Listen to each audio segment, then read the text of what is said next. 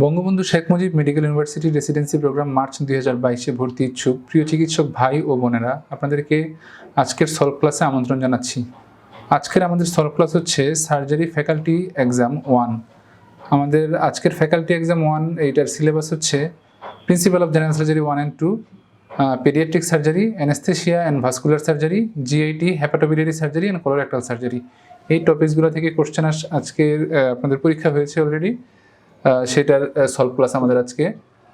Faculty পরীক্ষা টপিকসগুলো আসলে আমাদের রেসিডেন্সি ভর্তি পরীক্ষার চান্স পাওয়ার একটা অন্যতম একটা সুযোগ, কারণ ফ্যাকাল্টি কোশ্চেনগুলো যেগুলো আসে ইউজুয়ালি এই কোশ্চেনগুলো একই কোশ্চেন বারবারে রিপিট হয়, বিশেষ করে সার্জারি ফ্যাকাল্টিতে। মেডিসিন ফ্যাকাল্টিতেও রিপিট হয়, একই ডিভিশনের বক্স একই থেকেই ইউজুয়ালি হয়, কিন্তু সার্জারিতে খুব বেশি কমন হয়। কাজেই কেউ যদি ফ্যাকাল্টিতে ভালো করতে চান, প্রিভিয়াস কোশ্চেনগুলো পড়া ছাড়া এর কোনো বিকল্প নেই। প্রিভিয়াস কোশ্চেনগুলো যদি বারবারে দেখেন এবং প্রিভিয়াস কোশ্চেনের টপিকসগুলো যদি বারবার একটু রিভিশন দেন, তাহলে সার্জারি ফ্যাকাল্টির কোশ্চেনগুলোতে ভালো উত্তর, ভালো নাম্বার ইনশাল্লাহ নিয়ে নেওয়া খুবই সহজ হবে। এবং আপনারা হয়তো জানেন ইদানিংকালে কোশ্চেনের প্যাটার্ন খুব চেঞ্জ হচ্ছে। ফ্যাকাল্টি থেকে ইদানিং কোশ্চেনের পরিমাণ আস্তে আস্তে বাড়তেছে। আগে যেখানে 20-25টা কোশ্চেন আসতো, সেখানে 30, 35, 40, এমনকি 50%, 250টাও অনেক সময় দেখা যায় যে ফ্যাকাল্টির কোশ্চেন হয়। যেহেতু আপনাদের পরীক্ষা হবে 100 নম্বরে, সেহেতু আপনারা আশা করতে পারেন যে 20-25% নাম্বার কিন্তু এই ফ্যাকাল্টি কোশ্চেন থেকে আসতেই পারে। কাজেই একটা ভালো প্রিপারেশনের জন্য ফ্যাকাল্টি কোশ্চেনগুলো খুবই ইম্পর্টেন্ট। ফ্যাকাল্টি কোশ্চেনগুলো আমি আবারও বলতেছি, ফ্যাকাল্টিগুলো এটাতে ভালো করার অন্যতম একটা সহজ উপায় হচ্ছে প্রিভিয়াস কোশ্চেনগুলো বারবার দেখা, কারণ এখানে টপিকসগুলো ফিক্সড এবং লিমিটেড। এই টপিকসগুলো যদি আপনি বারবার দেখেন, ইউজুয়ালি কোশ্চেন কমন পড়ার সম্ভাবনা অনেক বেশি থাকে। তাহলে শুরু করি আজকের আমাদের ফ্যাকাল্টি এক্সাম 1-এর, সার্জারি ফ্যাকাল্টি এক্সাম 1-এর আজকের আমাদের সলভ ক্লাস। আপনাদের প্রথম কোশ্চেন ছিল রোডেন্ট আলসার। রোডেন্ট আলসার এটা হচ্ছে, এখানে স্টেমগুলো দেখছেন, আমরা স্টেমগুলোতে যাওয়ার আগে রোডেন্ট আলসার সম্পর্কে একটু বিস্তারিত জেনে নিই। রোডেন্ট আলসার জিনিসটা কি? রোডেন্ট আলসার হচ্ছে basal cell carcinoma. Basal cell carcinoma আর slow growing, locally invasive malignant epidermal skin tumour which are thought to arise from the basal layer of the skin or adnexal basal layer of hair follicle or mucocutaneous junction. It does not arise from mucus. It does not spread through lymphatics nor through the blood, but it erodes deeply into the local tissue, including the cartilage, bones, causing extensive local destruction.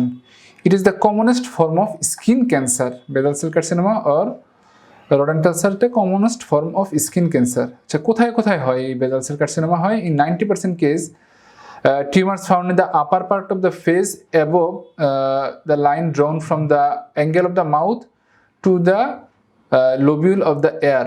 আমাদের angle of the mouth থেকে যদি আমরা air লোবিউলে একটা দাগ টানি, এই লাইনের উপরের পার্টে, এই লাইনের উপরের পার্টে আমাদের বেজাল সেল কার্সিনোমাগুলো ইউজুয়ালি খুব বেশি হয়। The commonest site is the inner or outer ear. Other common site includes the nose, cheek, near the nasolabial fold, the forehead, particularly in female. Basal cell carcinoma ফিমেলদের খুব বেশি হয়। The character or clinical features of rodent ulcer কি হবে? 95% of basal cell carcinoma occurs in the upper part of the face. আমি বললাম যে আমাদের এখান থেকে যদি আমরা একটা লাইন টানি অ্যাঙ্গেল অফ দ্য মাউথ থেকে এয়ার লোবিউল পর্যন্ত, তাহলে এটার আপার পার্টে আমাদের বেজাল সেল কার্সিনোমা 95% ক্ষেত্রে এই জায়গাটাতেই হয়। শেপ ইউজুয়ালি সার্কুলার, এজ হচ্ছে rolled out, surface nodular, floor covered by slough pus or exudate, base indurated and fixed to the underlying structure, discharge, blood stained, lymph nodes enlarged, hard and fixed, and pain is usually basal cell carcinoma is painful. এখান থেকে আপনাদের সাইটটা খুবই important, সাইটটা দিয়ে বারবার question আসে। আচ্ছা, ইনভেস্টিগেশন আমরা কি করব? Biopsy for histopathology, x-ray of the part, CT scan, dermoscopy, আর ট্রিটমেন্ট দিব হচ্ছে রেডিওথেরাপি। রেডিওথেরাপি যদি কার্টিলেজ ইরোড করে ফেলে, তাহলে আমরা রেডিওথেরাপি ইউজুয়ালি দিই না, নচেত রেডিওথেরাপি হচ্ছে treatment of choice. And surgery is wide excision cryosurgery and microscopically oriented histographic surgery. MOHS যেটাকে বলা হয়, এটাও একটা ট্রিটমেন্ট অপশন। তাহলে আমাদের এখানে বেজাল সেল রডেন্টাল আলসারের কোশ্চেনটা কি ছিল? ইন বেজাল সেল কার্সিনোমা, এই রডেন্টাল সেল যে বেজাল সেল কার্সিনোমা, এটা ট্রু হবে। অ্যারাইজ ফ্রম দ্য বেজাল লেয়ার অফ দ্য অ্যাপেন্ডিক্স, আমরা বলেছি এখানে বেজাল লেয়ার অফ দ্য অ্যাপেন্ডিক্স থেকে epidermal skin tumour which is thought to arise from the বেজাল লেয়ার অফ দ্য স্কিন, কাজে এটা ট্রু। তারপর এটা হচ্ছে ইনভলভস দ্য কার্টিলেজ অ্যান্ড বোন, আমরা বললাম যে কার্টিলেজ এবং বোন ইনভলভ করতে পারে। Majority of the লিশনস are found in the face, আমরা বললাম 95% কেসে আমাদের এটা ফেসে ইনভলভ হয় এবং upper part of the face. Metastasize to the regional lymph node, আমরা বললাম যে রিজিওনাল লিম্ফ নোডে এটা মেটাস্টেসিস হয় না। It does not spread through the lymphatics not through the blood. আচ্ছা, তারপরের question, pre operative bleeding may be increased by, pre operative bleeding কি কি কারণে হতে পারে? Causes of pre operative bleeding, এই জিনিসটা আপনারা স্ক্রিনশট নিয়ে রাখতে পারেন। প্রি অপারেটিভ ব্লিডিং এর cause massive blood transfusion, incompatible blood transfusion, venous obstruction, hypercarbia and increased intrathoracic pressure. এই কয়েকটা জিনিসে, এই 5টা কজে আমাদের প্রি অপারেটিভ ব্লিডিং খুব বেশি হয়। কাজে এখানে কোশ্চেন কি ছিল? ম্যাসিভ ব্লাড ট্রান্সফিউশন 1 নম্বর ট্রু হবে, incompatible blood transfusion true, venous obstruction true, hypocarbia, এখানে খেয়াল করবেন কার্বিয়া দেখি যদি আমরা খুশি হয়ে কার্বিয়া ট্রু দেখাই দিই কিন্তু হবে না, হাইপোকার্বিয়া আর হাইপার কার্বিয়া। আমরা জানি হাইপার কার্বিয়াতে ভেজোডাইলেশন হয় এবং ভেজোডাইলেশন হওয়ার কারণে বেশি বেশি ব্লিডিং হয়, কাজে হাইপোকার্বিয়াটা ফলস হবে। ডিক্রিজড ইন্ট্রাথোরাসিক প্রেশার, এটাও ফলস হবে, কারণ ইনক্রিজড ইন্ট্রাথোরাসিক প্রেশার যদি বাড়ে সেই ক্ষেত্রে ব্লিডিং বেশি হওয়ার চান্স থাকে। আচ্ছা, তারপরের কোশ্চেন আমাদের কি, after 7 days of storage at 4 degree in the blood bank the blood shows A decrease in. আচ্ছা, স্টোরড ব্লাডে কি কি কমে কি কি বাড়ে, এখানে একটা লিস্ট আছে। আপনারা দেখতে পারেন যে কনসেন্ট্রেশন অফ ডেক্সট্রোজ কমে আমাদের, প্লেটলেট কমে, ক্যালসিয়াম কমে, এই 3টা জিনিস কমবে। বাড়বে কি কি? বাড়বে হচ্ছে আমাদের পটাশিয়াম, সোডিয়াম, আয়রন এবং হাইড্রোজেন আয়ন। হাইড্রোজেন আয়ন বাড়ে মানে আমাদের পিএইচ কমে যায় ব্লাডের। তার যদি আসে যে পিএইচ, সেই ক্ষেত্রে কিন্তু আমাদের পিএইচ কমবে, মানে 3টা জিনিস কমে। আমরা বললাম এখানে 4টা জিনিস বাড়ে, কি কি কমে? Concentration of dextrose, concentration of platelet এবং হচ্ছে ক্যালসিয়াম, এবং বাড়ে হচ্ছে পটাশিয়াম, সোডিয়াম, আয়রন এবং হাইড্রোজেন আয়ন। তাহলে কোশ্চেনটা কি ছিল আমাদের? There is a decrease in concentration of পটাশিয়ামের কনসেন্ট্রেশন আমরা দেখলাম এখানে বাড়ে, কাজে এটা ফলস হবে। কনসেন্ট্রেশন অফ প্লেটলেট এখানে ডিক্রিজ হয়, কারণ প্লেটলেটের হাফ লাইফ আমরা জানি, shelf life 5 days। Prothrombin time এখানে নাই, মিন কর্পাসকুলার ভলিউম এখানে নাই, কাজে যেগুলো ফলস দিব। আমরা এই 4টা মুখস্থ রাখি, এইগুলো ছাড়া বাকি সবই ফলস দিব। মিন কর্পাসকুলার ভলিউম ফলস, এবং কনসেন্ট্রেশন অফ ডেক্সট্রোজ এখানে আছে, কাজে ট্রু। সুচার ম্যাটেরিয়ালস আর স্টেরালাইজড বাই, আচ্ছা এই কোশ্চেনটা আপনাদের বলি, কিছু কিছু কোশ্চেন আছে এরকম যে খুব বেশি এটার এক্সপ্লানেশনের খুব বেশি প্রয়োজন হয় না। যেমন সুচার ম্যাটেরিয়াল স্টেরাইল করা হয় 2টা জিনিস দিয়ে, একটা হচ্ছে ইথিলিন অক্সাইড এবং গামা রেডিয়েশন, এই 2টা দিয়ে, এই 2টাই ট্রু, বাকি যদি কোথাও আসে ফলস হবে। Abdominal signs of acute pancreatitis আর, এটা আমরা ছোটবেলা থেকে যখন মেডিসিন ওয়ার্ড থেকে শিখে আসছি যে অ্যাকিউট প্যানক্রিয়েটাইটিসের কি কি সাইন আছে, Grey Turner sign and Cullen sign. Grey Turner sign এবং কুলেন সাইন, এই 2টা হচ্ছে অ্যাকিউট প্যানক্রিয়েটাইটিসের সাইন। মানে কি? Bruising in the flanks and umbilicus respectively. যদি ফ্ল্যাঙ্কসে যদি ব্রুইশিং হয় তাহলে এটাকে বলে গ্রে টার্নার সাইন, এবং কুলেন সাইন হচ্ছে আম্বিলিকাসে যদি আমাদের ব্রুইশিং হয় এটাকে বলা হয় কুলেন সাইন। এই 2টা সাইন হচ্ছে অ্যাকিউট প্যানক্রিয়েটাইটিসের সাইন। এছাড়াও অ্যাকিউট প্যানক্রিয়েটাইটিসে কি কি থাকে? Epigastric pain radiating to the back, acute abdomen, tender, rigid, silent abdomen with distension, jaundice due to pancreatic oedema or gallstone. এগুলো হচ্ছে local effects of symptoms of acute pancreatitis. আর যে সিস্টেমিক সিমটম কি কি হতে পারে? Shock due to retroperitoneal fluid loss and vasoactive substances from the pancreas, respiratory failure due to acute respiratory distress syndrome and effusion, and renal failure due to hypovolemia and direct effects of enzyme। এই 3টা জিনিস হতে পারে। কি কি? Systemic শক হতে পারে, respiratory failure হতে পারে, রেনাল ফেলিউর হতে পারে। মেটাবলিক কি হয়? মেটাবলিকের মধ্যে আমাদের হাইপোক্যালেমিয়া, হাইপোগ্লাইসেমিয়া এবং হাইপো ম্যাগনেসিমিয়া, এই তিনটা হাইপো হবে। খেয়াল রাখবেন এই তিনটা জিনিস, হাইপোক্যালসেমিয়া, হাইপোগ্লাইসেমিয়া অ্যান্ড হাইপোম্যাগনেসিমিয়া। কাজে আমাদের কোশ্চেন ছিল abdominal signs of acute pancreatitis, এখানে শুধু কুলেন্স সাইন এবং গ্রে টার্নার সাইন এই দুটো ট্রু হবে, বাকিগুলো ফলস হবে। পরবর্তী question 6 number question, changes occurs following an injury. Changes occurs following an injury, এটা আসলে জানতে চাইছে যে metabolic changes in response to trauma or injury or surgery. একটা সার্জারিও তো একটা ট্রমা, কাজে সার্জারিতে যে মেটাবলিক চেঞ্জগুলো হয় এখানেও এই জিনিসগুলো ইম্পর্টেন্ট। সেক্ষেত্রেও কি কি চেঞ্জ হয় মেটাবলিক চেঞ্জ, যেমন increased counter regulatory hormone.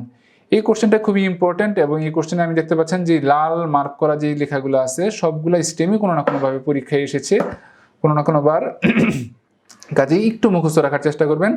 Increased counter regulatory hormone, আমরা জানি যে একটা স্ট্রেস বা ইনজুরি বা ট্রমা একটা ইমার্জেন্সি, এখানে কাউন্টার রেগুলেটরি হরমোনগুলো বাড়বে। যেমন কি কি কাউন্টার রেগুলেটরি হরমোন আছে?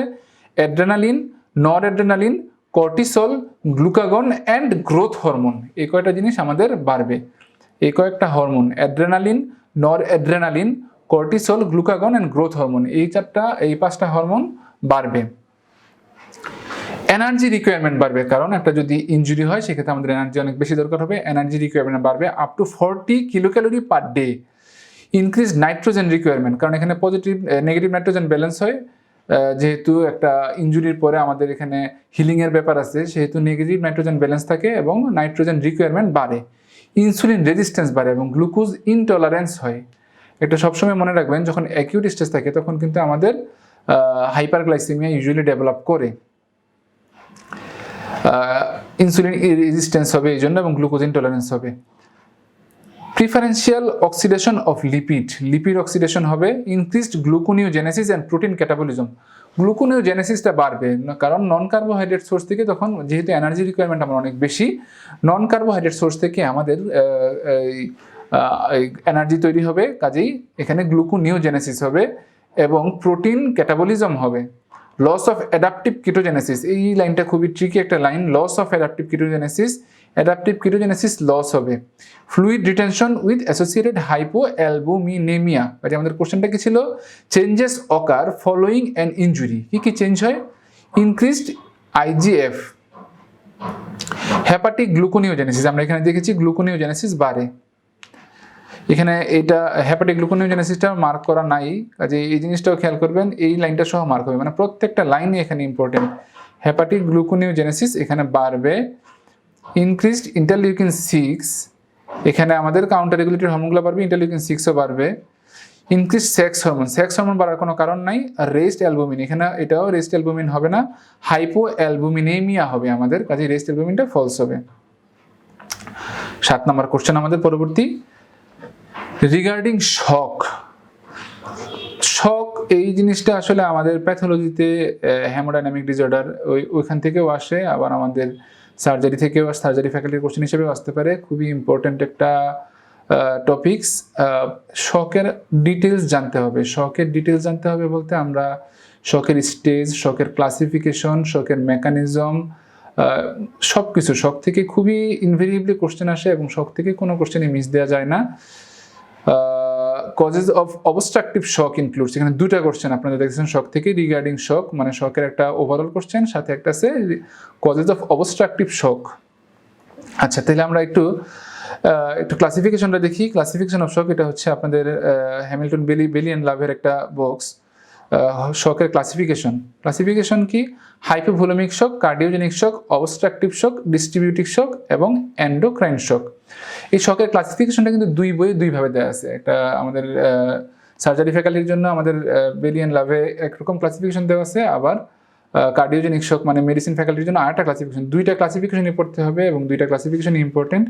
এখানে আমি যেহেতু সার্জারি ফ্যাকাল্টির ক্লাস নিচ্ছি, এই জন্য সার্জারি ফ্যাকাল্টির মানে বেলি ল্যাব থেকেই বলতেছি। ক্লাসিফিকেশন অফ শক হচ্ছে hypovolemic shock, cardiogenic shock, obstructive shock. Obstructive শকের মধ্যে আবার কয়েক রকমের শক আছে, যেমন acute massive pulmonary embolism, cardiac tamponade and tension pneumothorax, এগুলো হচ্ছে অবস্ট্রাকটিভ শকের এক্সাম্পল। ডিস্ট্রিবিউটিভ শক কি আছে? যেমন septic shock, anaphylactic shock and spinal cord injury, এগুলো হচ্ছে distributive shock. Net effect of non progressive or compensated stage, আচ্ছা, এখানে আমাদের নন প্রোগ্রেসিভ কম্পেনসেটেড স্টেজ আর প্রোগ্রেসিভ আনকম্পেনসেটেড স্টেজ এবং প্রাইমারি স্টেজ, সবগুলো স্টেজ সম্পর্কে, শকের 3টা স্টেজ সম্পর্কে ডিটেলস জানতে হবে এবং কোনটাতে কি হয়, কোনটাতে ট্যাকিকার্ডিয়া হয়, কোনটাতে ব্র্যাডিকার্ডিয়া হয়, কোনটাতে ইউরিন আউটপুট কেমন হয়, সব কিছুই ডিটেলস জানতে হবে। যেমন নন প্রোগ্রেসিভ আর কম্পেনসেটেড স্টেজে আমাদের কি হবে, ট্যাকিকার্ডিয়া হবে। ট্যাকিকার্ডিয়া হবে মানে হার্ট রেট বাড়বে এবং রেনাল কনজারভেশন অফ ফ্লুইড, আমাদের কিডনি বেশি বেশি ফ্লুইড কনজার্ভ করবে, ফলে আমাদের কি হবে, কিডনি চাবে কি বেশি বেশি ফ্লুইড কনজার্ভ করে সে ভলিউমকে ফিক্সড রাখার জন্য, ফলে আমাদের কিন্তু ইউরিন আউটপুট কিছুটা কমবে। Coronary and cerebral vessels are less sensitive to sympathetic response, কারণ এটা আমাদের মেজর অর্গান, ভাইটাল অর্গান আর সিম্প্যাথেটিক রেসপন্স একটু কম সেন্সিটিভ হয়, আর পেরিফেরাল ভেসেলগুলো আসলে বেশি ইফেক্টেড হবে। এবং রেনাল কনজারভেশন অফ ফ্লুইড তো বললাম, আমি পেরিফেরাল ভ্যাসোকনস্ট্রিকশন হবে এখানে। কাজে মনে রাখবেন, পেরিফেরাল ভ্যাসোকনস্ট্রিকশন, সিম্প্যাথেটিক স্টিমুলেশনের জন্য পেরিফেরাল ভেসেলগুলো কিন্তু বেশি ইফেক্টেড হবে এবং কার্ডিয়াক মানে সেরিব্রাল এবং করোনারি ভেসেলগুলো কিন্তু কম ইনফেক্টেড হবে। ঠিক আছে, তাহলে এখানে আমাদের কোশ্চেনটা কি ছিল, কজেস অফ, প্রথম কোশ্চেনটা হচ্ছে regarding shock, anaphylactic shock is an example of endocrine shock. আমরা জানি অ্যানাফাইলেকটিক শক কোনো এন্ডোক্রাইন শক না, অ্যানাফাইলেকটিক শক হচ্ছে একটা ডিস্ট্রিবিউটিভ শক। এখানে দেখা যাচ্ছে সেপটিক শক, অ্যানাফাইলেকটিক শক একটা ডিস্ট্রিবিউটিভ শক, কাজে এটা ফলস হবে। In point of resuscitation is up to correction of lactic acidosis. আমরা জানি শকে ল্যাকটিক অ্যাসিডোসিস ডেভেলপ করে এবং আমাদেরকে আলটিমেটলি ল্যাকটিক অ্যাসিডোসিস কারেকশন করতে হবে যদি আমরা শকের ফুল ট্রিটমেন্ট দিতে চাই। Urine output is normal in compensated stage. Compensated stage এটা একটু ভুল আছে, যদি এখানে কম্পেনসেটেড স্টেজে আমরা দেখি যে রেনাল কনজারভেশন অফ ফ্লুইড হয়, এখানে অ্যান্সারটা একটু ভুল আছে, এটা একটু কমবে ইউরিন আউটপুট, সরি এখানে একটু ভুল হয়েছে। আর peripheral circulation is well maintained in hypovolaemic shock. আমরা দেখলাম যে হাইপোক্যালেমিক শক মানে যে কোনো শকেই পেরিফেরাল সার্কুলেশন কিন্তু ওয়েল মেনটেন্ড হয় না। ঠিক আছে, আমাদের সেন্ট্রাল সার্কুলেশন যেগুলোতে আমরা বললাম যে ভাইটাল অর্গানগুলো, ওইখানে সার্কুলেশন মেনটেন হয়, কিন্তু পেরিফেরালি ভ্যাসোকনস্ট্রিকশন হয় এবং সার্কুলেশন ওয়েল মেনটেন্ড হয় না। Adrenaline is specific treatment of anaphylactic shock. আমরা জানি অ্যানাফাইলেকটিক শকের স্পেসিফিক ট্রিটমেন্ট হচ্ছে অ্যাড্রেনালিন, কাজে এটা ট্রু হবে। কজেস অফ অবস্ট্রাকটিভ শক আমরা বললাম এখানে একদম এভাবে দেওয়া আছে, acute massive pulmonary embolism, cardiac tamponade, tension, pneumothorax, তিনটাই এখানে আছে। এ নাম্বার ট্রু হবে, ম্যাসিভ ব্লাড লস তো হাইপোভলিমিক শকের কজ, ম্যাসিভ পালমোনারি এমবোলিজম, এবং ই হচ্ছে টেনশন, নিউমোথোরাক্স। এই তিনটা ট্রু, বাকিগুলো ফলস হবে। তারপরের question 8 number question, causes of secondary haemorrhage. Secondary haemorrhage, এখানে আপনাদের এসআরবি হ্যামোরেজ দুই রকম আমরা জানি, primary haemorrhage, secondary haemorrhage and reactionary haemorrhage. এই চার্টটা এসআরবি সার্জারি থেকে নেওয়া হয়েছে, এই চার্টটা একটু দরকার হলে স্ক্রিনশট নিয়ে রাখতে পারেন। প্রাইমারি হ্যামোরেজ মানে কি? প্রাইমারি হ্যামোরেজ মানে হচ্ছে occurs, haemorrhage that occurs at the time of injury or operation, মানে ডিউরিং অপারেশন আর ডিউরিং ইনজুরি যেই হ্যামোরেজটা হয় এটা হচ্ছে আমাদের প্রাইমারি হ্যামোরেজ। রিঅ্যাকশনারি হ্যামোরেজ মানে কি? ইট অকার্স উইদিন 24 আওয়ার্স। যেই দিন অপারেশন হলো, পেশেন্ট পোস্ট অপারেটিভ রুমে আসলো, আসার পরে 24 ঘন্টা, আগামীকাল আজকে 2টা পর্যন্ত ওটি হলো, ওটি হওয়ার পরে 2টার সময় পোস্ট অপারেটিভে আসলো, আজকে 2টা থেকে কালকে 2টা পর্যন্ত যদি ব্লিডিং হয় তাহলে সেটা হবে reactionary haemorrhage. Occurs 24 hours after surgery or after injury, commonly 4 to 6 আওয়ার্সের মধ্যে এই রিঅ্যাকশনারি হ্যামোরেজগুলো ইউজুয়ালি হয়। আর সেকেন্ডারি হ্যামোরেজ দেখতে পাচ্ছেন usually occurs in 14 days after surgery. সার্জারির 14 দিন পরে যদি ব্লিডিং হয়, হ্যামোরেজ হয়, এটাকে বলে আমরা সেকেন্ডারি হ্যামোরেজ। তাহলে হ্যামোরেজ কয় রকমের আছে? Primary, reactionary and secondary. Primary haemorrhage হয় during surgery or operation, secondary haemorrhage হয় 24 hours, within 24 after surgery to 24 hours, এবং সেকেন্ডারি হ্যামোরেজ হবে, রিঅ্যাকশনারি হ্যামোরেজ হবে after surgery to 24 hours, and secondary haemorrhage হবে উইদিন 14 ডেজ, মানে 24 ঘন্টা থেকে 14 দিন পর্যন্ত যে হ্যামোরেজটা হয় এটা হচ্ছে সেকেন্ডারি হ্যামোরেজ। আচ্ছা, এবার হচ্ছে রিঅ্যাকশনারি হ্যামোরেজ। এখানে দেখতে পাচ্ছেন রিঅ্যাকশনারি হ্যামোরেজের কি কি প্রিসিপিটেটিং ফ্যাক্টর আছে এবং কমন কজ কি কি আছে। রিঅ্যাকশনারি হ্যামোরেজের প্রিসিপিটেটিং ফ্যাক্টরগুলো হচ্ছে কাফিং, vomiting, straining, rise of blood pressure, restlessness, venous refilling during recovery from anaesthesia, slippage of the ligature এবং ক্লট ডিসলজমেন্ট, এগুলো হচ্ছে আমাদের রিঅ্যাকশনারি হ্যামারেজের প্রিসিপিটেটিং ফ্যাক্টর। কমন কজ কোন কোন অপারেশন ইউজুয়ালি রিঅ্যাকশনারি হ্যামারেজ হয়, যেমন thyroid surgery, cholecystectomy, major abdominal surgery, circumcision, hydrocele surgery, tonsillectomy. এই জিনিসগুলোতে আমাদের রিঅ্যাকশনারি, এইসব অপারেশনগুলোতে রিঅ্যাকশনারি হ্যামারেজ খুব কমনলি হয়। সেকেন্ডারি হ্যামারেজ কোথায় কোথায় হয়? ফ্যাক্টর হচ্ছে ইনফেকশনের কারণে আমাদের সেকেন্ডারি হ্যামারেজ হবে, মানে 14 দিনের মধ্যে হ্যামারেজ, যেটা প্রেশার বাই ড্রেন অর বোন, এটা একটা কজ। এবং হচ্ছে ম্যালিগনেন্সি থাকলে অনেক সময় দেখা যায় 14 দিন পরে এরকম ব্লিডিং হতে থাকে। কমন কজ কোন কোন operation? Erosion of carotid artery by cancer, haemorrhoidectomy and inguinal block dissection, এই জিনিসগুলোতে আমাদের সেকেন্ডারি হ্যামারেজ হয়। কাজে আমাদের কোশ্চেন কি ছিল? প্রথম কোশ্চেনটা ছিল যে কজেস অফ সেকেন্ডারি হ্যামারেজ। আমরা দেখলাম এখানে wound infection, true. Pressure necrosis, true. আর নর্মালাইজেশন অফ বিপি নর্মাল হলে কোনো হ্যামারেজ হওয়ার কোনো কারণ নাই, কাজে এটা ফলস হবে। সিজেশন অফ ভ্যাজোস্পাজম, এটা আমরা দেখলাম সিজেশন অফ ভ্যাজোস্পাজমটা কিন্তু রিঅ্যাকশনারি হ্যামারেজের cause, not secondary haemorrhage. And হচ্ছে মাইনর ক্যাপসুলার লেসারেশন, এটাও ফলস। 15 নম্বর question, reactionary haemorrhage occurs due to. Reactionary haemorrhage কেন হয়? সিজেশন অফ রিফ্লেক্স ভ্যাজোস্পাজম, এটা আমরা দেখলাম reactionary haemorrhage cessation of reflex vasospasm, এটা ট্রু হবে। তারপর হচ্ছে ডিসলজমেন্ট অফ দ্য ক্লট, এখানে এটা আছে ট্রু। তারপরে দেখতে পাচ্ছেন যে স্লিপেজ অফ দ্য লাইগেচার, এটাও ট্রু। সার্জিক্যাল ড্রেনটা সেকেন্ডারি হ্যামারেজের কজ এবং ইনফেকশনও সেকেন্ডারি হ্যামারেজের কজ, কাজে এই দুটো ফলস হবে। পরবর্তী question 9 number, regarding platelet concentrate. Platelet concentrate হচ্ছে আমরা যে ট্রান্সফিউশন করি, ব্লাড ট্রান্সফিউশনের ক্ষেত্রে আমরা অনেক সময় কিছু ব্লাড কম্পোনেন্টগুলো ট্রান্সফিউজ করি, যেমন শুধু আরবিসি মানে প্যাকড সেল, আমরা তো হোল ব্লাড ট্রান্সফিউজ করি, সাথে সাথে অনেক সময় packed cell, platelet concentrate, plasma, এগুলো আমরা ট্রান্সফিউজ করি। এখানে প্লেটলেট কনসেন্ট্রেট সম্পর্কে একটু জানতে হবে। Platelet concentrate produced by pooling of platelet from 4 standard whole blood donation or maybe from a single donor who give platelet alone via an apheresis machine. কাজে আমরা দেখতে পাচ্ছি দুইভাবে প্লেটলেট কনসেন্ট্রেট এখানে আমরা ড্র করতে পারি।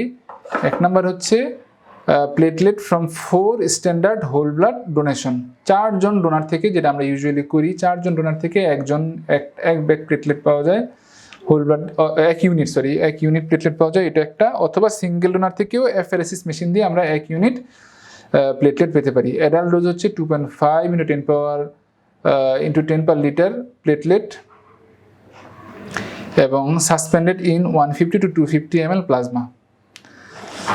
আচ্ছা, শেলফ লাইফ হচ্ছে অনলি 5 days। প্লেটলেট আমাদের 5 দিন পর্যন্ত থাকতে পারে, তারপর প্লেটলেট ইউজুয়ালি ডিক্রিজ করা শুরু করে। How are platelet stored once collected, কীভাবে আমরা প্লেটলেটটাকে স্টোর করে রাখি? Storage at 20 to 24 degree Celsius, এখানে খুবই ইম্পর্টেন্ট। এই টেম্পারেচারগুলো আপনাদের নোটসে আছে, দেখবেন কোন ব্লাড কম্পোনেন্টটা কত ডিগ্রি সেলসিয়াসে আমাদের স্টোর করতে হয়। যেমন প্লেটলেটটা করতে হয় 20 থেকে 24 ডিগ্রি সেলসিয়াস টেম্পারেচারে। On a platelet agitator, platelets do not function at low temperature. Each platelet donation contain 55 platelet into 10⁹ platelets. When pulled together to form an adult dose, about 240 into 10⁹ platelets can be obtained. Platelet expresses only ABU antigen but not RH antigen. So ABU grouping is essential, not RH antigen grouping.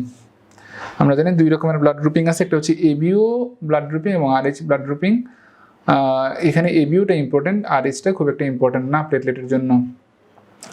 প্লেটলেটের indication কি? কখন আমরা platelet দিই? যদি acute bone marrow failure হয়, platelet function disorder যদি থাকে, DIC থাকলে, massive RBC transfusion যখন করি, বিকজ ডাইলুশনাল থ্রম্বোসাইটোপেনিয়া হতে পারে যদি অনেক পরিমাণ আরবিসি আমরা দিই অ্যানিমিক পেশেন্টের, প্রচুর পরিমাণ আরবিসি দিচ্ছি, সেই ক্ষেত্রে দেখা যায় যে আরবিসির তুলনামূলক প্লেটলেট কমে যায়, সেক্ষেত্রে আমরা আরবিসির সাথে প্লেটলেট কিছু দিতে হয়। Extra corporeal bypass, post cardio pulmonary bypass due to hypothermia and use of heparin, এই ক্ষেত্রে আমরা প্লেটলেট দিতে পারি। কন্ট্রাইন্ডিকেশন কি? প্লেটলেটের অ্যাবসোলুট কন্ট্রাইন্ডিকেশন আছে কিছু এবং রিলেটিভ কন্ট্রাইন্ডিকেশন আছে। হেপারিন ইনডিউস থ্রম্বোসাইটোপেনিয়া এবং থ্রম্বোটিক থ্রম্বোসাইটোপেনিয়া, এই দুটো হচ্ছে আমাদের অ্যাবসোলুট কন্ট্রাইন্ডিকেশন, এবং রিলেটিভ কন্ট্রাইন্ডিকেশন হচ্ছে ক্রনিক থ্রম্বোসাইটোপেনিক পারপুরা এবং immune thrombocytopenic purpura.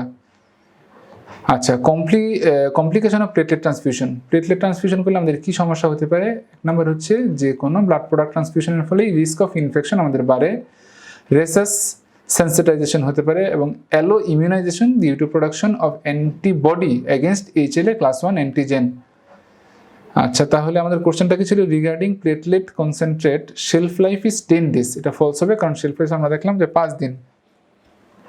হ্যানক্স-শনলিন purpura is an absolute contraindication. Absolute কন্ট্রাইন্ডিকেশনে এখানে থ্রম্বোসাইটোপেনিক পারপুরা আছে, হ্যানক্স-শনলিন পারপুরাটা এখানে নাই, কিন্তু এটা ট্রু হবে। ABO blood grouping is essential for blood transfusion, আমরা জানি ABO ব্লাড গ্রুপটা essential, not RH blood grouping. Stored at 2 to 4 degrees Celsius temperature, এটা আমরা দেখলাম এখানে যে 20 to 24 degrees Celsius টেম্পারেচারে এখানে রাখা হয়, not 2 to 6 degrees Celsius। Thrombocytopenic purpura is an absolute indication, এটা ট্রু হবে। তার পরবর্তী কোশ্চেন কি? 10 number, complication of massive blood transfusion. Massive blood ট্রান্সফিউশনের কমপ্লিকেশন আমাদের কি কি হয়? কমপ্লিকেশনগুলোর মধ্যে আছে কোয়াগুলোপ্যাথি, ম্যাসিভ ব্লাড ট্রান্সফিউশন এবং নর্মাল ব্লাড ট্রান্সফিউশন, মানে ইউজুয়াল ব্লাড ট্রান্সফিউশনের কমপ্লিকেশন কিন্তু আলাদা, এটা আলাদা করে মুখস্থ রাখতে হবে। যেমন ম্যাসিভ ব্লাড ট্রান্সফিউশনের কমপ্লিকেশন আমাদের কি হতে পারে? কোয়াগুলোপ্যাথি হতে পারে। Coagulopathy, hypocalcaemia, hyperkalaemia, hypokalaemia, hyper এবং হাইপো দুইটাই কিন্তু হতে পারে পটাশিয়ামের ক্ষেত্রে। হাইপোথার্মিয়া হতে পারে, DIC, congestive cardiac failure, acute respiratory distress syndrome, citrate toxicity এবং hyperammonaemia, iron overload. Cardiac complication কি হতে পারে? ভেন্ট্রিকুলার এক্সট্রা সিস্টুল হতে পারে, ভেন্ট্রিকুলার ফিব্রিলেশন, কার্ডিয়াক অ্যারেস্ট। কোশ্চেনটা কি ছিল? Complications of massive blood transfusion, তাহলে আমরা দেখলাম যে হাইপোগ্লাইসেমিয়া, হাইপোগ্লাইসেমিয়া আমরা লিস্টে কোথাও নাই। হাইপোনেট্রেমিয়া, এখানে হাইপোনেট্রেমিয়া নাই, কাজে এটা ফলস। হাইপোক্যালেমিয়া, হাইপারক্যালেমিয়া দুইটাই হতে পারে এবং হাইপোক্যালসেমিয়া হতে পারে। হাইপারক্যালেমিয়া দুইটাই, হাইপো অ্যান্ড হাইপারক্যালেমিয়া দুটাই হতে পারে, কাজেই এখানে দুইটা ট্রু হবে, হাইপোক্যালেমিয়া, হাইপারক্যালেমিয়া অ্যান্ড হাইপোক্যালসেমিয়া। এই জন্যই আমরা দেখা যায় আমরা ইউজুয়ালি যেটা প্র্যাকটিস করি, 4 বেগ ব্লাড ট্রান্সফিউজ করার পরে আমরা 10% calcium gluconate IV over 10 minute, 10 ml calcium gluconate 10% IV over 10 minute, এইভাবে এটা দিই এই হাইপোক্যালসেমিয়াটা আমাদের কারেকশন করার জন্য। আচ্ছা, আমাদের পরবর্তী question, central nervous system toxicity with local anaesthetics আর। Central nervous system toxicity with local anaesthetics আর। লোকাল অ্যানেস্থেটিকগুলার CNS এবং PNS টক্সিসিটিগুলা আলাদাভাবে একটু পড়তে হবে। লোকাল অ্যানেস্থেটিকগুলার আমরা নাম অলরেডি পড়েছি ফার্মাকোলজিতে, লোকাল অ্যানেস্থেটিকের ক্লাসিফিকেশনও পড়েছি ফার্মাকোলজিতে, অ্যামাইড, এস্টার, এভাবে ফার্মাকোলজি সলভ ক্লাসে আপনাদেরকে সেটা সম্পর্কে আলোচনাও করেছিলাম। টক্সিসিটিগুলো ফার্মাকোলজির আসলে পার্ট, তারপরেও যেখানে যেহেতু এখানে অ্যানেস্থেসিওলজি আছে আমাদের এই টপিক্সে, এখানে দেখতে হবে, এই জন্য কোশ্চেনটা ইনক্লুড করা হয়েছে। Central nervous system toxicity local anaesthetics আর। এখানে দেখেন CNS টক্সিসিটি কি আছে? Euphoria, sleepiness, light headedness, visual and auditory disturbance, nystagmus, shivering, convulsion. এবং PNS টক্সিসিটিগুলোর মধ্যে আছে neurotoxicity, sensory and motor deficit. CVS কি হতে পারে? Myocardial depression, vasodilation, hypotension, quinidine like action এবং হাইপার টেনশন। ব্লাডে আমাদের মিথহেমোগ্লোবিনেমিয়া হতে পারে, অ্যালার্জিক হতে পারে, র্যাশ, অ্যানাফাইলিটিস শক এবং অ্যাজমা। কাজে এখানে কোশ্চেনটা কি ছিল? Central nervous system toxicity with local anaesthetics, এখানে হচ্ছে পেরিওরাল নামনেস, এটা ফলস হবে। ডিক্রিজড কার্ডিয়াক আউটপুট, এটাও ফলস। মাসেল টুইচিং হতে পারে, সিজার হবে, আমরা এখানে দেখলাম।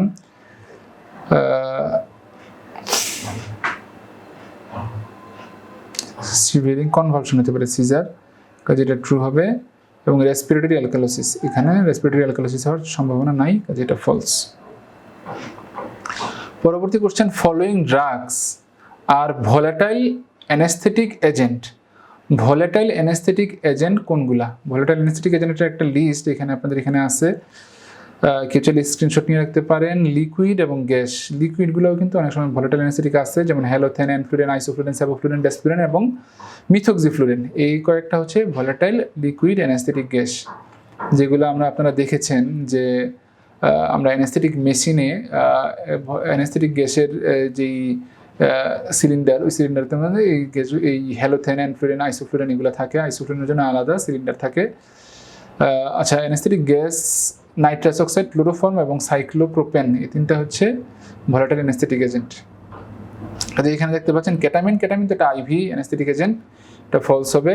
ডেসফ্লুরেন ট্রু হবে। থায়োপেন্টাল সোডিয়াম, এটাও আইভি। আইসোফ্লুরেন ট্রু এবং প্রোপোফল হচ্ছে এটা আমাদের ইন্ট্রাভেনাস অ্যানেস্থেটিক এজেন্ট, কাজে এটা ফলস। পরবর্তী question, cyanotic congenital heart disease. Congenital heart ডিজিজের ক্লাসিফিকেশনটা খুবই ইম্পর্টেন্ট, এটা পিডি ফ্যাকাল্টির জন্য, পিডিয়াট্রিক ফ্যাকাল্টিতেও আসে, এখানেও আসে, পিডিয়াট্রিক সার্জারি থেকে সার্জারি ফ্যাকাল্টিতে, মেডিসিনেও আসে, মানে সব জায়গাতেই খুবই ইম্পর্টেন্ট একটা টপিকস।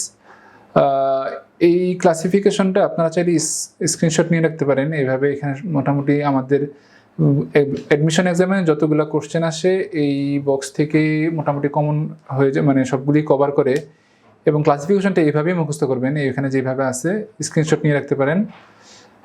যেমন অ্যাসায়ানোটিক হার্ট ডিজিজ, অ্যাসায়ানোটিক হার্ট ডিজিজ হতে পারে দুইভাবে, একটা হচ্ছে with shunt and without shunt. With shunt মানে হচ্ছে left to right shunt, left মানে হচ্ছে অক্সিজেনেটেড এবং রাইট মানে হচ্ছে ডিঅক্সিজেনেটেড ব্লাড।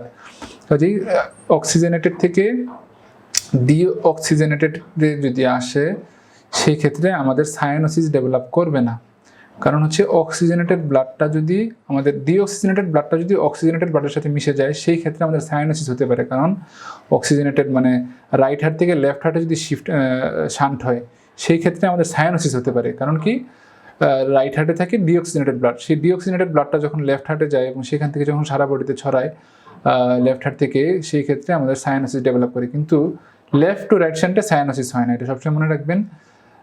এই উইথ শান্টের মধ্যে কি কি আছে? লেফট টু রাইট শান্টের মধ্যে ASD, VSD, PDA, septum secundum defect, aortopulmonary window, AV septal canal defect, এগুলো হচ্ছে আমাদের with shunt.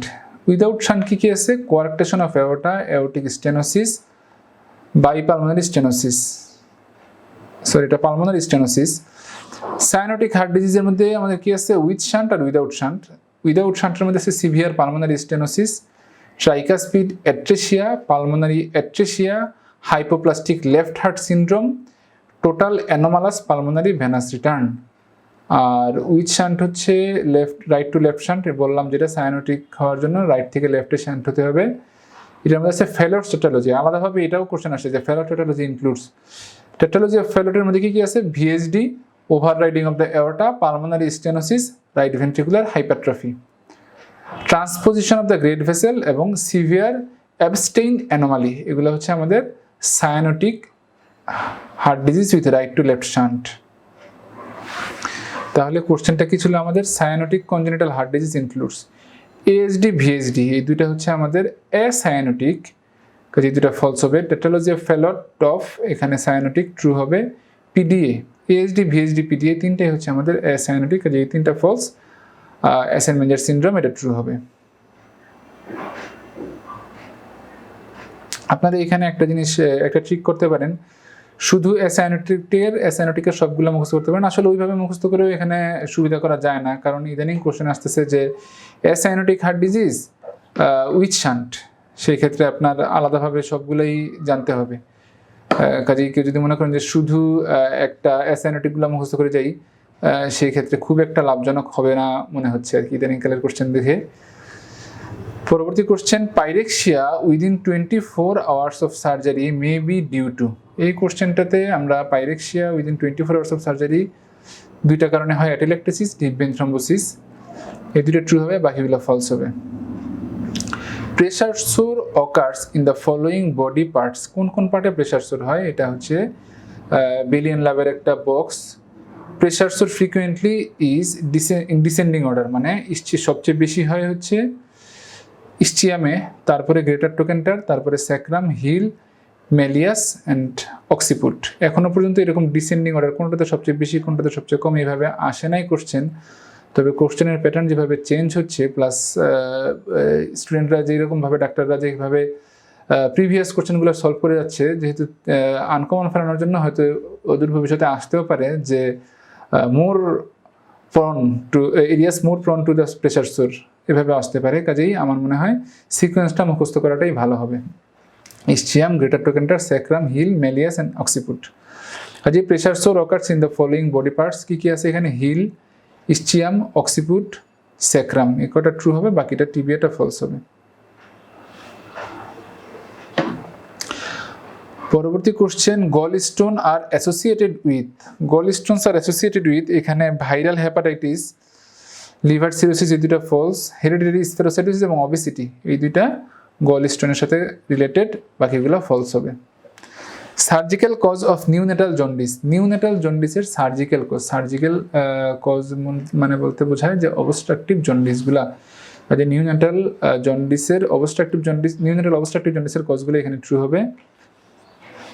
Classification of cause of obstructive jaundice, যেমন কনজেনিটাল হচ্ছে biliary atresia and choledochal cyst. আমরা এখানে দেখতে পাচ্ছি নিউনেটাল জন্ডিস, জিনিসটা একটু খেয়াল করবেন। নিউনেটাল জন্ডিসের দুইটা অবস্ট্রাকটিভ কজ জানতে চাচ্ছে। এখানে আছে অবস্ট্রাকটিভ জন্ডিসের কজের মধ্যে আছে কনজেনিটাল, কনজেনিটাল কি আছে? Biliary atresia and choledochal cyst, এই দুটো হচ্ছে কনজেনিটাল কজ, মানে নিউনেটে এই দুটো হতে পারে। কাজেই বিলিয়ারি অ্যাট্রেসিয়া এবং কোলেডোকাল সিস্ট এই দুটো ট্রু হবে, বাকিগুলো ফলস হবে। এই ছবিটা হচ্ছে আপনাদের এসআরবি সার্জারির একটা ছবি। এই ছবিটা ইম্পর্টেন্ট, ছবিটা আপনারা জন্ডিসের কজ হিসেবে এই চারটা মুখস্থ করতে পারেন। পরবর্তী question, following are recognised risk factors for colorectal cancer, colorectal ক্যান্সারের রিকগনাইজড রিস্ক ফ্যাক্টর কী কী আছে? এসআরবি থেকে এইখানে আপনাদের যেই স্টেমগুলো বারবার আসে লাল মার্ক করা হয়েছে, এটির মধ্যে ডায়েটের মধ্যে red meat and saturated fat হচ্ছে একটা খুব রিস্ক ফ্যাক্টর। আমরা ইদানিংকালে আমাদের যে ট্রেন্ডটা, আমরা রেড মিট এবং স্যাচুরেটেড ফ্যাট খুব বেশি ইদানিং খাচ্ছি। কোলোরেক্টাল ক্যান্সারের চান্স আমাদের অনেক বেশি ইদানিং। Cholesterol increases the bile acid concentration in the intestinal lumen which acts as carcinogen. High fiber diet protects the colon against cancer, কাজে হাই ফাইবার ডায়েট হচ্ছে কোলন ক্যান্সারের প্রিভেন্ট করে। Calcium in diet prevents colonic cancer, calcium prevent করে। Diet which lack of fibres, এটা এখানে আরও colorectal ক্যান্সারের chance বাড়ে। Dietary vitamin A, C, E and zinc, এগুলা রিস্ক কমায়।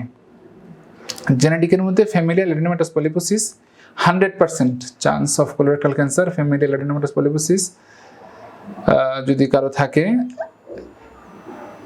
আর হচ্ছে লং স্ট্যান্ডিং আলসারেটিভ কোলাইটিস, বাকিগুলো একবার দেখবেন, কিন্তু এই লাল মার্ক করাগুলো থেকে বেশি কোশ্চেন আসে। এখানে দেখতে পাচ্ছি যে ফ্যামিলিয়াল অ্যাডিনোমাটাস পলিপোসিস ট্রু হবে। Diverticular disease false. Crohn's disease true হবে, এবং আলসারেটিভ কোলাইটিস মানে ইনফ্লামেটরি বাউল ডিজিজ, এটা ট্রু হবে, বাকিগুলা false. Unilateral undescended testis is associated with, দুইটা জিনিস আছে, একটা আনডিসেন্ডেন্ট টেস্টিস এবং একটা হচ্ছে অ্যাক্টোপিক টেস্টিস। দুইটা কিন্তু গোলায় ফেলবেন না, দুইটা আলাদা জিনিস। আনডিসেন্ডেন্ট টেস্টিস হচ্ছে টেস্টিসের যে নর্মাল টেস্টিস ডিসেন্ডেড অ্যাবডোমেন থেকে স্কোটামে যাওয়ার জন্য যে নর্মাল পাথওয়ে, ওই পাথওয়ের কোথাও যদি টেস্টিস আটকে যায়, যে সেটাকে বলা হয় আনডিসেন্ডেন্ট টেস্টিস। এবং এই পাথওয়ের বাইরে যদি কোথাও টেস্টিস পাওয়া যায়, সেটা হচ্ছে অ্যাক্টোপিক টেস্টিস। দুটা কিন্তু আলাদা ব্যাপার। আনডিসেন্ডেন্ট টেস্টিস মানে কি, যেই পাথওয়ে দিয়ে টেস্টিস ডিসেন্ড হওয়ার কথা, ওই পাথওয়ে কোথাও যদি টেস্টিস ম্যাচিউর লাইফে, অ্যাডাল্ট লাইফে ওই পাথওয়ের কোথাও যদি টেস্টিস পাওয়া যায় স্ক্রোটাম ছাড়া, সেই ক্ষেত্রে এটা হচ্ছে আনডিসেন্ডেন্ট টেস্টিস। আর অ্যাক্টোপিক টেস্টিস হচ্ছে যেই এই পাথওয়ে ছাড়া, পাথওয়ের বাইরে অন্য কোথাও যদি টেস্টিস পাওয়া যায়, এটাকে বলা হয় অ্যাক্টোপিক টেস্টিস। কাজে এখানে কোশ্চেনটা হচ্ছে unilateral undescended testis is associated with, undescended টেস্টিসের 1 নম্বর কমপ্লিকেশন হচ্ছে স্টেরিলিটি। এখানে ইনফার্টিলিটি আর স্টেরিলিটি কিন্তু আলাদা জিনিস। ইনফার্টাইল হয় ফিমেল এবং স্টেরিলিটি হয় মেলে। কাজে ইনফার্টিলিটি এটা ফলস হবে। ম্যালিগন্যান্সি এখানে দেখতে পাচ্ছেন আনডিসেন্ডেন্ট টেস্টিসে ম্যালিগন্যান্ট ট্রান্সফরমেশন হওয়ার চান্স অনেক বেশি, এটা ট্রু। টর্শন হতে পারে, আনডিসেন্ডেন্ট টেস্টিসে টর্শন হয়, টর্শনের চান্স অনেক বেশি। হাইপোস্পিডিয়াস এখানে এই লিস্টে নাই, এবং ইঙ্গুইনাল হার্নিয়া হওয়ার চান্স অনেক বেশি থাকে আনডিসেন্ডেন্ট টেস্টিসে। ইঙ্গুইনালি লোকেটেড টেস্টিস। এই চারটা হচ্ছে আপনাদের এসআরবি সার্জারি থেকে এই চারটা আনডিসেন্ডেন্ট টেস্টিসের কমপ্লিকেশন হিসেবে মুখস্থ করবেন, এবং আনডিসেন্ডেন্ট টেস্টিসের সাইডগুলোও দেখে নিতে হবে। চারকোর্স বিলিয়ারি ট্রায়াড ইনক্লুডস, এখানে 3টা জিনিস, চারকোর্স বিলিয়ারি ট্রায়াডের 3টা জিনিস, এই 3টা জিনিস এখান থেকে মুখস্থ করতে হবে। ফালমিনেটিং জন্ডিস, রিকারেন্ট পেইন এবং ইন্টারমিটেন্ট ফিভার, এই 3টা হচ্ছে চারকোর্স বিলিয়ারি ট্রায়াড। এই 3টা জিনিসই মুখস্থ রাখবেন। With respect to gallstone, most people with gallstone are asymptomatic. আমরা জানি গলস্টোন সম্পর্কে এই ডেভিডসনের এই বক্সটা দেখবেন, clinical features and complications of gallstone. Clinical feature কি? অ্যাসিমটোমেটিক থাকে 80%, কাজে মোস্ট পিপল অ্যাসিমটোমেটিক থাকে। বিলিয়ারি কলিক থাকতে পারে, অ্যাকিউট কলিসিস্টাইটিস এবং ক্রনিক কলিসিস্টাইটিস। গলস্টোনের সাথে অ্যাকিউট কলিসিস্টাইটিস এবং ক্রনিক কলিসিস্টাইটিসের সম্ভাবনা অনেক বেশি থাকে। কমপ্লিকেশন কি? Empyema of the gall bladder, তারপর হচ্ছে porcelain gallbladder, choledocholithiasis, acute pancreatitis, fistula from gallbladder to duodenum, pressure on inflammation of the common hepatic duct by a gallstone in the cystic duct, যেটাকে বলে মিরিজি syndrome. এই জিনিসটা important. Pressure on inflammation of the common hepatic duct, inflammation of the common hepatic duct by a gallstone in the cystic duct. গলস্টোনটা যদি cystic ডাক্টে থাকে, এই জন্য যদি কমন হেপাটিক ডাক্টের সাথে একটা ফিস্টুলা হয়, এটা বলে মিরিজি সিনড্রোম। গলস্টোন আইলেস হতে পারে এবং cancer to the gall bladder. কাজে আমরা দেখতে পাচ্ছি এখানে কোশ্চেনটা কি ছিল? Most people of the gallstone are asymptomatic. আমরা দেখলাম 80% অ্যাসিমটোমেটিক থাকে, কাজে এটা true. CT is the choice of investigation. আমরা গলস্টোনে ইউজুয়ালি সিটি স্ক্যান করি না, আমরা আলট্রাসোনোগ্রামে গলস্টোন ডায়াগনোসিস করা যায়। Most stones are radio opaque. আমরা জানি গলস্টোন সবগুলো রেডিও লুসেন্ট, ম্যাক্সিমাম স্টোনগুলো রেডিও অপেক, খুব অল্প সংখ্যক স্টোনই হয়। It may cause intestinal obstruction. Gallstone যদি আমাদের ইন্টেস্টাইনাল অবস্ট্রাকশন করতে পারে, এবং Mirizzi syndrome is caused by stone in the common bile duct. আমরা বললাম মিরিজি সিনড্রোম হচ্ছে hepatic duct, common hepatic duct. Mirizzi syndrome যদি inflammation of the common hepatic duct by a gallstone in the cystic duct. Cystic ডাক্টে gallstone থাকলে এটা বলা মিরিজি syndrome, কাজে এটা ফলস হবে। পরবর্তী question, complications of acute pancreatitis. Acute প্যানক্রিয়াটাইটিসের এটা ডেভিডসনের বক্স। কমপ্লিকেশনগুলো দেখতে পাচ্ছেন এখানে, সিস্টেমিক কমপ্লিকেশন, প্যানক্রিয়াটিক কমপ্লিকেশন এবং গ্যাস্ট্রোইন্টেস্টাইনাল কমপ্লিকেশন। কজগুলো দেখার দরকার নেই, শুধু কমপ্লিকেশনগুলো মুখস্থ রাখেন। সিস্টেমিক কমপ্লিকেশন হচ্ছে systemic inflammatory response, SIRS, hypoxia, hyperglycaemia, hypocalcaemia এবং reduced serum albumin concentration. Pancreatic কমপ্লিকেশনের মধ্যে আছে necrosis, abscess, pseudocyst, pancreatic ascites or pleural effusion. Gastrointestinal হচ্ছে upper GI bleeding, variceal haemorrhage, erosion into colon, duodenal obstruction এবং obstructive jaundice. কাজে আমাদের question কি ছিল? Complications of acute pancreatitis.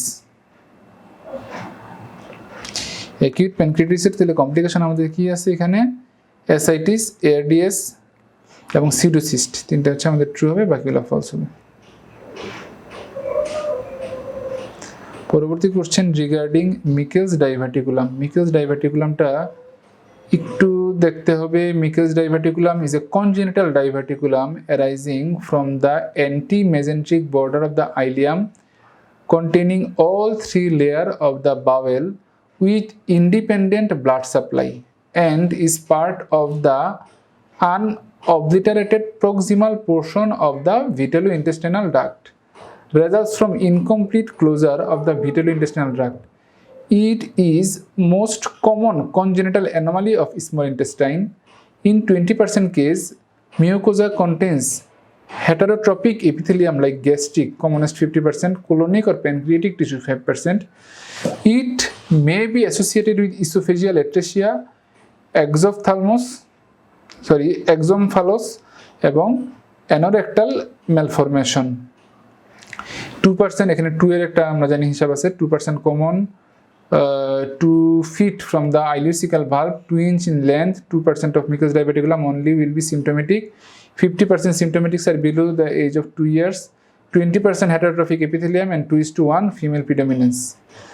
Presentation কি? Asymptomatic in majority case, severe hemorrhage হতে পারে, intestinal obstruction হতে পারে, perforation, intussusception, pancreatic obstruction, peptic obstruction, ulceration, diverticulitis, Little's hernia এবং carcinoid or GIST, gastrointestinal stromal tumor can occur in mucous diverticulum.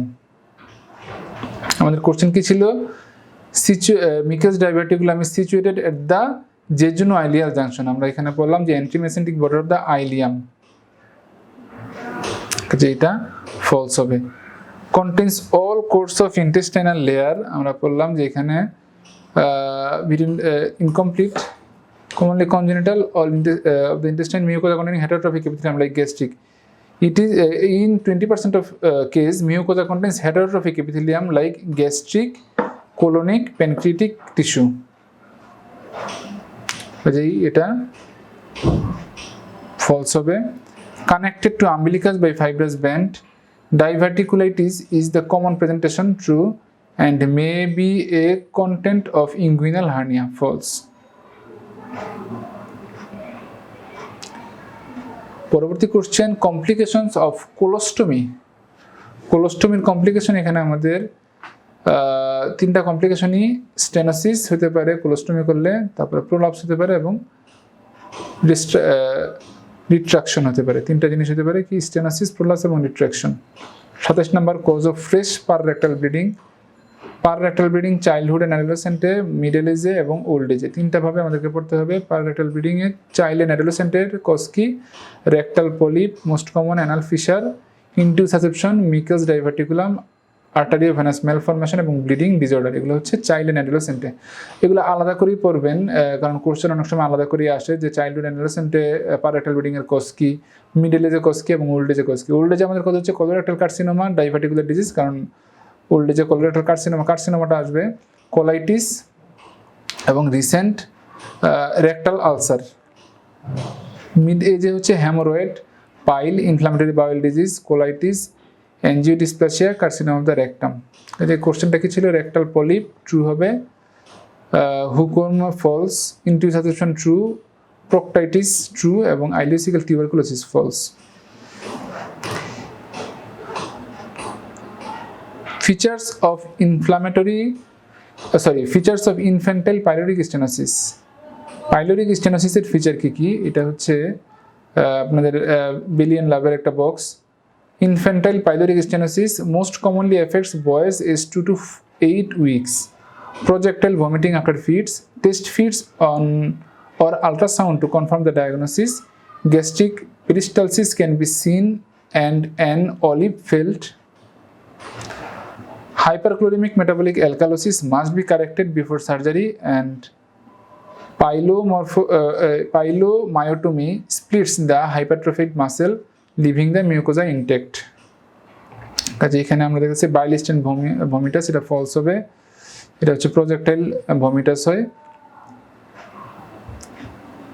Diarrhoea থাকে না, visible peristalsis থাকবে, loss of wait থাকবে কারণ আমাদের অ্যাবজর্পশন ইম্পেয়ার্ড হয়, কাজে লস অফ ওয়েট থাকবে এবং প্রেজেন্স অফ এপিগ্যাস্ট্রিক লাম্প, এটা দেখলাম আমরা অলিভ ফিল্টের একটা লাম্প পাওয়া যেতে পারে।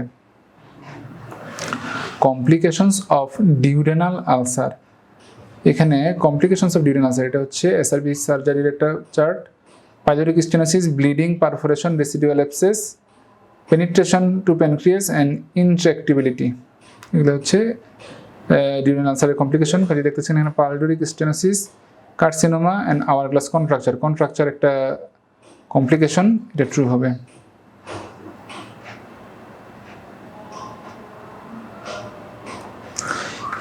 কেটামিন হচ্ছে আমরা জানি এটা একটা IV anaesthetic agent, dissociative anaesthesia করে। অ্যাডভার্স ইফেক্টটা হচ্ছে emergency delirium, nightmare and hallucination, hypertension and tachycardia, increased salivation, lacrimation, increase intraocular pressure, intracranial pressure. Ketamine এখানে আছে ব্রেডিকার্ডিয়া, ফলস হবে, ট্যাকিকার্ডিয়া করে। পোস্টারাল হাইপারটেনশন, এটাও ফলস হবে, এখানে পোস্টারাল হাইপারটেনশনের কোনো কথা নাই, হাইপারটেনশন করে। ইনক্রিজড ইন্ট্রাক্রেনিয়াল প্রেশার, এখানে ট্রু হবে। হ্যালুসিনেশন ট্রু হবে এবং ভিভিড ড্রিমস, এটাও ট্রু হবে। Followings are the cause of neonatal intestinal obstruction. Neonatal intestinal obstruction এর cause কি? Neonatal intestinal obstruction এর congenital cause of intestinal obstruction কি কি আছে? Intestinal atresia, cystic fibrosis, intestinal malrotation, alimentary tract duplication, heart-sprung disease, anorectal malformation, midgut volvulus or volvulus neonatorum. তাহলে এখানে আমাদের কি কি আছে? ইসোফেজিয়াল অ্যাট্রেসিয়া ফলস হবে, diurnal atresia, Hirschsprung disease true এবং মিউকোনিয়াম আইলিয়াস ট্রু, বাকিগুলো ফলস হবে। ইন হার্টস্প্রাং ডিজিজটা সম্পর্কে ডিটেলস জানতে হয়, এটা পেডিয়াট্রিক সার্জারি থেকে প্রায় কোশ্চেন আসে। Congenital absence of intramural ganglion cell, aganglionosis, and the presence of hypertrophic nerve in the distal large bowel, এটা হচ্ছে আমাদের Hirschsprung disease. The absence of ganglion cell is due to a failure of migration of vagal neural crest cell into the developing gut. The affected gut is in spasm causing functional bowel obstruction. The ganglionosis is restricted to aganglionosis is restricted to the rectum and sigmoid colon in 75% patient, short segment, and involves the proximal colon in 15% patient, long segment. The entire colon and portion of the lumen terminal ileum is 10% case. প্রেজেন্টেশনের মধ্যে আমরা দেখতে পাচ্ছি acute, recurrent, chronic, common in male, 1 in 5,000 live birth, common in infants and children, often it is associated with Down syndrome. তারপর হচ্ছে 10% familial হতে পারে। Rectal এক্সামিনেশনে slight light sphincter, shows light sphincter with empty rectum, child passes lot of gas and meconium. Diagnosis কীভাবে করি? History of failure of passing meconium, এটা হচ্ছে বাচ্চা যদি মিউকোনিয়াম পাস করতে না পারে, মানে একদম প্রথম যে ব্লাড স্টুল সেটাই পাস করতে না পারে, 1 নাম্বার। 2 নাম্বার হচ্ছে history of plain X-ray abdomen shows intestinal obstruction useful in case of perforation. Biopsy করবো আমরা, বেরিয়াম ইনিমা করতে পারি এবং অ্যানোরেক্টাল ম্যানোমেট্রি করতে পারি। তাহলে দেখতেছি এখানে congenital absence of intramural ganglion cell true, failure of migration of vagal neural crest into the gut true, functional bowel obstruction হবে true, associated with RET protooncogene, আরেকটি প্রোটোঅঙ্কোজিন এখানে আছে, এখানে এটা ট্রু হবে, এই জিনিসটা মনে রাখবেন আলাদা করে। আর এন্টেরোকোলাইটিস ইজ ফেটাল কমপ্লিকেশন, এন্টেরোকোলাইটিস যদি হয় তাহলে মর্টালিটি রেট অনেক বেশি হয়, যে এটা ট্রু হবে। কমপ্লিকেশন দেখতেছেন এখানে কোলাইটিস এবং fulminant and fatal, intestinal obstruction, perforation, peritonitis and septicaemia, growth retardation and constipation. আচ্ছা, ইন্ডিকেশন অফ সার্কামসেশনের ইন্ডিকেশন কি? ইন্ডিকেশন 1 নম্বর ইন্ডিকেশন হচ্ছে রিলিজিয়াস হচ্ছে মুসলিম অ্যান্ড জিউ, এই দুই রিলিজিয়নের সার্কামসেশন করা হয়। ফাইমোসিস হলে আমরা সার্কামসিশন প্রেসক্রাইব করি। Paraphimosis after doing initial dorsal slit, balanitis and balanoposthitis, early carcinoma of the prepuce of the penis penis and certain sexually transmitted disease যেমন হারপিস ইনফেকশনে সার্কামসিশন করা হয়। তাহলে ইন্ডিকেশন অফ সার্কামসিশন কী কী আছে? ফাইমোসিস, বেলানাইটিস ট্রু হবে, hypospadias একটা কন্ট্রাইন্ডিকেশন, এপিস্পিডিয়াস একটা কন্ট্রাইন্ডিকেশন, ড্রিবলিং অফ ইউরিন এটাও false. Standard scrub solution includes, কী কী স্ট্যান্ডার্ড স্ক্রাব সলিউশন আছে? স্ক্রাব সলিউশন মানে স্কিন প্রিপারেশনের যে সলিউশনগুলো, এগুলো হচ্ছে স্ট্যান্ডার্ড স্ক্রাব সলিউশন। আমাদের এইখানে দেখতে পাচ্ছেন ক্লোরহেক্সিডিন স্কিন প্রিপারেশনে হয়, পোভিডন আয়োডিন স্কিন প্রিপারেশন ইউজ হয়, তারপরে হচ্ছে স্কিন প্রিপারেশন, একটা হচ্ছে অ্যালকোহল, এই 3টা হচ্ছে আমাদের স্কিন প্রিপারেশন, আর হচ্ছে হেক্সাক্লোরফেন, 4টা হচ্ছে আমাদের স্কিন প্রিপারেশন। সার্জিক্যাল স্কিন প্রিপারেশনে আমরা এই 4টা ইউজ করি, কাজে এখানে ট্রু হবে chlorhexidine, povidone iodine and alcohol, এই 3টা ট্রু, বাকিগুলো ফলস হবে। Effects of resection of ileum, কী কী হতে পারে? আইলিয়াম রিসেকশনে হাইপোনেট্রেমিয়া হয়, ডায়রিয়া হয় এবং কোলিলিথিয়াসিস এবং রেনাল স্টোন হতে পারে। কমপ্লিকেশনস অফ ভেরিকোজ ভেইন আর ভেরিকোজ ভেইনের কমপ্লিকেশন, এটা এসআরবির একটা চার্ট। কী কী কমপ্লিকেশন হতে পারে varicose ভেইনে? Haemorrhage, pigmentation, periostitis, venous ulcer, Marjolin ulcer, lipodermatosclerosis, ankylosis of the ankle joint, talipes equinovarus, calcification of the wall of the varicose vein, recurrent thrombophlebitis and deep vein thrombosis. এটা হচ্ছে আমাদের varicose ভেইনের complication. কাজে venous ulcer হয়, trophic ulcer হয় না। Venous ulcer হয় লাইপোডার্মাটোস্ক্লেরোসিস এবং এক্সিমা, তিনটা ট্রু হবে, বাকিগুলো false. Complications of massive blood transfusion, একবার কোশ্চেনটা এসেছে অলরেডি। অ্যালার্জিক রিয়াকশন হয় না, এখানে কোয়াগুলোপ্যাথি হয়, অলরেডি আলোচনা করেছি। এয়ার এম্বোলিজম হয় না, হাইপারক্যালেমিয়া হয়।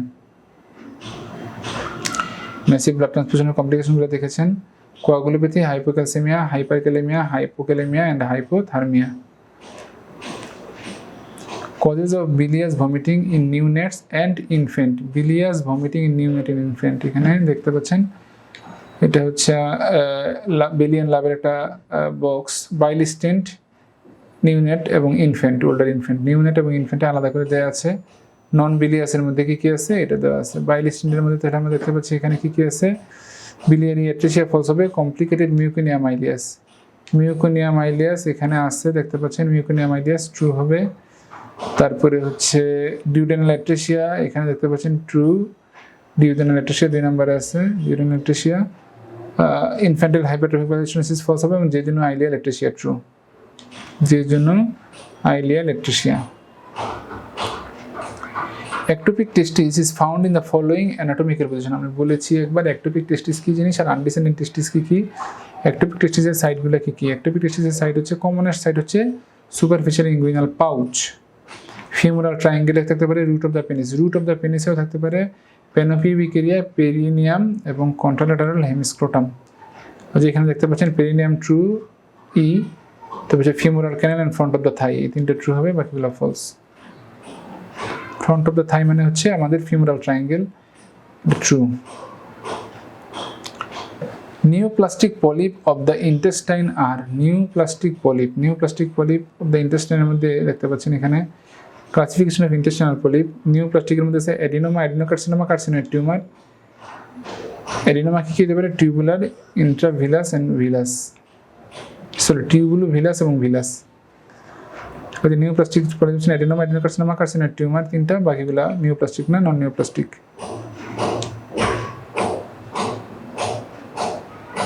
পুরজেগার্স এবং হচ্ছে জুভেনাইল, এটা হচ্ছে হ্যামাটোম্যাটাস পলিপ, কাজে এই দুটো ফলস।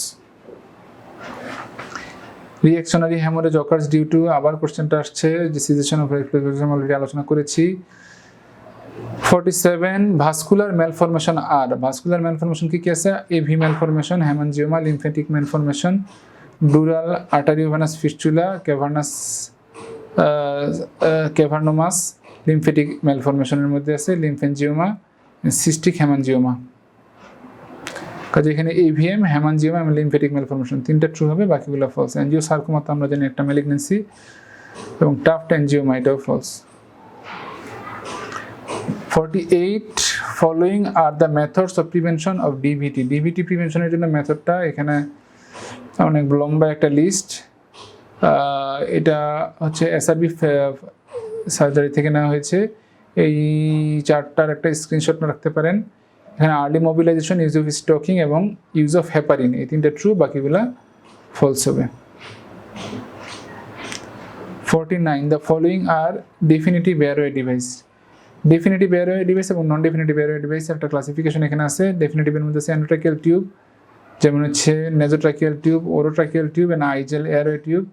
সার্জিক্যাল এয়ারওয়ের মধ্যে tracheostomy and cricothyroidostomy. Non definitive মধ্যে laryngeal mask airway, nasopharyngeal tube এবং ওরোফেরিঞ্জিয়াল টিউব। কাজে ডেফিনিটিভ এখানে দেখতে পাচ্ছি endotracheal tube true, igel airway tube true এবং হচ্ছে ট্রাকিওস্টমি টিউব ট্রু, বাকিগুলো ফলস। ওরোফেরিঞ্জিয়াল টিউব এবং ওরোফেরিঞ্জিয়াল টিউব এবং ল্যারিঞ্জিয়াল মাস্ক, এগুলো হচ্ছে আমাদের নন ডেফিনিটিভ এয়ারওয়ে ডিভাইস, কাজে এই দুটো ফলস।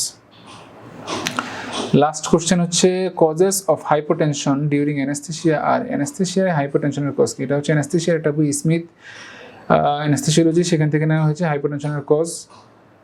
শুধু কজগুলোই দেখবেন কেন হাইপারটেনশন হয়, যেমন এখানে আছে নিউমোথরাক্স এবং হাইপোভলিমিয়া, এই দুইটা ট্রু, বাকিগুলো ফলস হবে। দেখেন এখানে হাইপোভলিমিয়া 1 নম্বরে আছে, রিডিউস কন্ট্রাক্টিলিটি, তারপরে head up position, raised intracranial pressure, intrathoracic pressure, obstruction, তারপরে hyper sensitivity, direct histamine release, এবং হচ্ছে সেন্ট্রাল রিজিয়নাল ব্লকেজ হয়ে গেলে তখন আমাদের হাইপারটেনশন হয়, এবং রিলেটিভ আর অ্যাবসলিউট ওভারডোজ, ড্রাগ যদি ওভারডোজ হয় সেক্ষেত্রে হাইপারটেনশন ডেভেলপ করতে পারে।